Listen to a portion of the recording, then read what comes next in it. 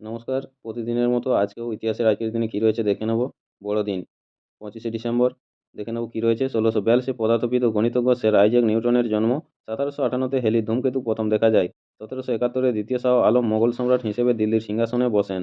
1861-তে শিক্ষাবিদ পণ্ডিত মদন মোহন মালব্যের জন্ম। 1876-এ পাকিস্তানের প্রতিষ্ঠাতা মুহম্মদ আলী জিন্নাহর জন্ম। 1919-এ সঙ্গীত পরিচালক নওশাদের জন্ম। 1919-এ সত্যজিৎ রায়ের পথের পাঁচালীতে সর্বজয়া ভূমিকায় অভিনয় করা বিশিষ্ট অভিনেত্রী করুণা বন্দ্যোপাধ্যায়ের জন্ম। 1924-এ ভারতের দশম প্রধানমন্ত্রী অটল বিহারী বাজপেয়ীর জন্ম। 1925-এ কাজী নজরুল ইসলামের সম্পাদনায় লাঙ্গল পত্রিকা প্রথম প্রকাশিত হয়। 1963-তে কৌতুকাভিনেতা রাজু শ্রীবাস্তবের জন্ম। 1965-তে যোগগুরু রামদেবের জন্ম।